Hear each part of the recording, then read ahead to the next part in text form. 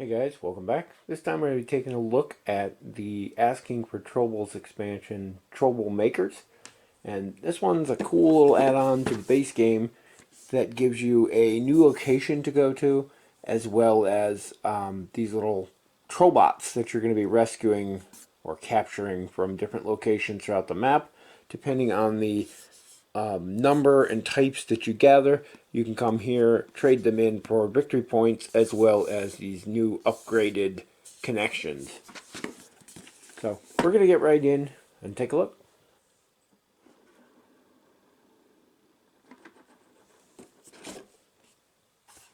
So the first thing we have here right on top is the rule book. And there's not a whole lot of rules to this new expansion, so it's only like 5 pages long. First one just explains what the new components are. You finally get those Nautilus ships to go with the shipboard that was in the base game. And then we've got the different components that come in here. Section talking about the Nautilus ship.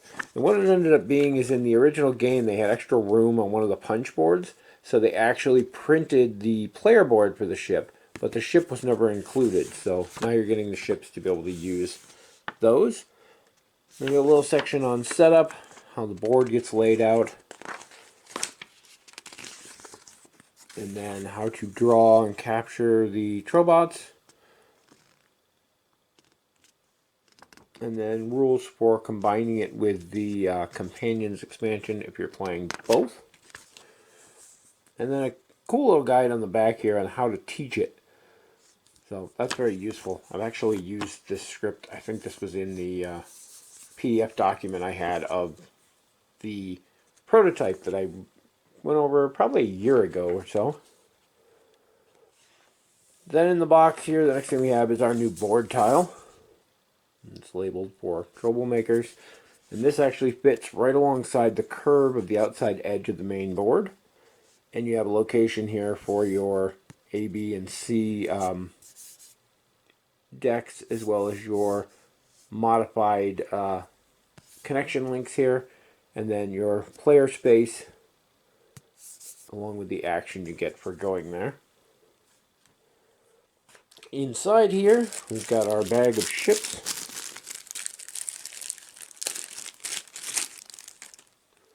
Which again is just the Nautilus ships for the boards that were in the first base game box. So now we actually have ships to go with those. Then we have our bag of Trobots. This one doesn't have a logo printed on it like some of the others, but it's a nice cloth bag here. And inside are our Trobot tokens. And these come in 4 or 5 different kinds. They're color coded and they have different it's upside down, different images on them, so that's good for people who have colorblind issues. I like that they did that. And the idea with these is you're going to draw random ones out of the bag when you do things. Tells you where to place them. You're going to place them on those locations. When people capture them from those locations, they collect them in a little off to the side, and you can use them to cash in at the station here based on how many you have. And the way these work, I'll get into it more when I get to the cards because it's easier to show. But you need 4 different ones for one of them. You need 3 of a kind for one and 2 pairs for another. So there's a big variety of different ones in here. I'm sure I'm holding some of these upside down as I drop them all over. Yeah, I want to say there's 5 different ones if I remember. I don't think I held that guy yet. But yeah, lots of those. And each one has a different location on the back, so when you draw them, it tells you where to put them. The asteroid field, the moon. The next thing we have here are the upgraded connection tokens. And these are actually going to be placed out in stacks. They're probably all mixed up now, but they're going to go in stacks of like kinds on each of the various locations. Credits go there.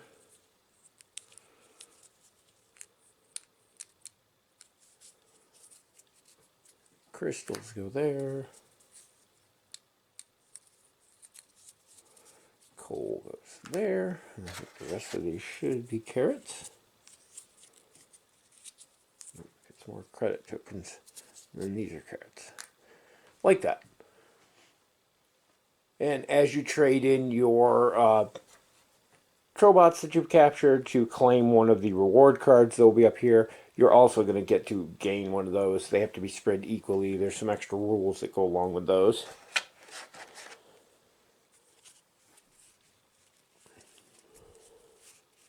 Then we have our cards. And starting at the bottom here, you have these cards, which are going to be split up. I don't think these are separated out. They are not.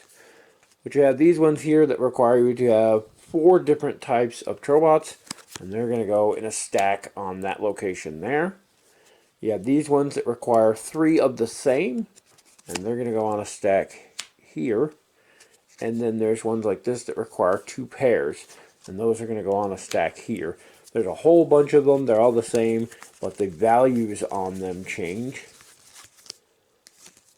So they're going to be worth more or less points basically as the game goes on, because the piles are going to get smaller. I'm not going to separate all those out right now. Next we have the location cards, and there's a small stack of these that's going to be put on each of the various locations on the board. And whenever a player goes to that location and attempts to capture a Trobot, they're going to be able to draw one of these cards based on what they draw. Some of them are kept for later use. Some are kept to the end of the game to score extra points, and some are played immediately. Kind of a neat little aspect. They do make the board a little more fiddly because you're going to have these locations on every spot around the board. So you start having these decks laid out in various places across the board. They do take up a little space. They're not that bad though once you get used to them. And they aren't used all the time, only when you're trying to capture Trobots that are on the planet. Or whatever the location may be. It might not necessarily be a planet. And the one thing I kind of skipped over is how Trobots get in play. So the beginning of the game, they all start in the bag. Every time a player picks their ships up and does the reclaim action, you're going to draw a number of Trobots out of the bag equal to the number of ships they picked up. So if they pick up 2 ships, you're going to draw 2 random Trobots. You're going to look at the locations on the back and then place them Trobot side face up next to those locations. That's how they get out there.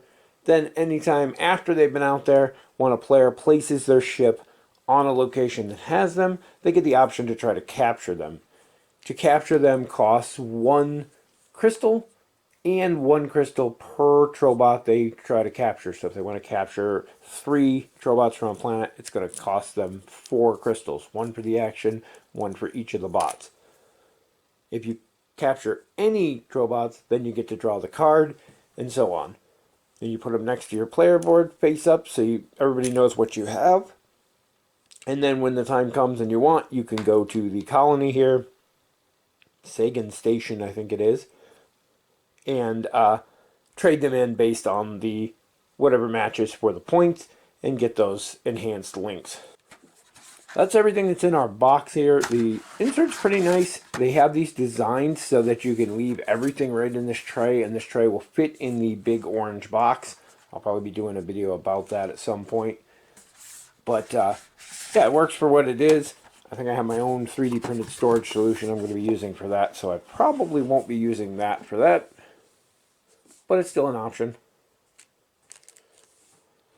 That is a look at everything that comes in the Asking for Trobils Troublemaker expansion. I think it's a really neat thing. It doesn't add too much complexity to the game. It adds, the decks and things, little bits here and there. It is kind of an all or nothing, though. If you use this expansion, you're going to use everything in it. It's not very modular, but it doesn't really add too much more rules and things to learn to the game. So if you're already familiar with the base rules, you should have no problem picking this up and adding it to your games. And It's one of those things that you can add if you want to, and you can leave it out if you want to. It doesn't make a huge difference. It does make the scoring go up because you have the options to get these extra scoring as well as scorecards in the location decks.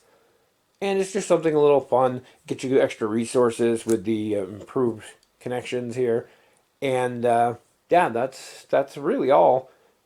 It's a very fun little add-on that adds some more to the game without overcomplicating things, and I like that aspect of it. And I've been playing this. I don't think we played a game of asking for Trobils without the troublemakers since I got the prototype last year. So that should give you my thought on it. We play with it almost every time now. So overall, though, I'm happy with it. I like the aspects it adds to the game. I think the Trobots are an interesting addition. There's a little story that goes with them too. They were an invention.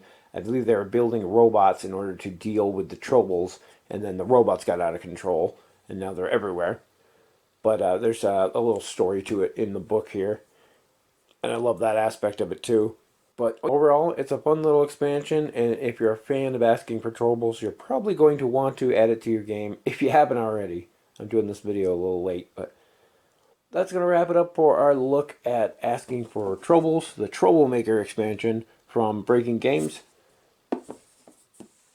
Hope it helps you decide if it's worth tracking down for yourself, which, like I said, if you're a fan of asking for Trobils, you're probably going to want it, because it's that much more fun to add to the game.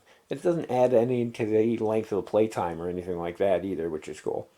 But yeah, as always, thank you guys for watching, and we'll see you in the next video.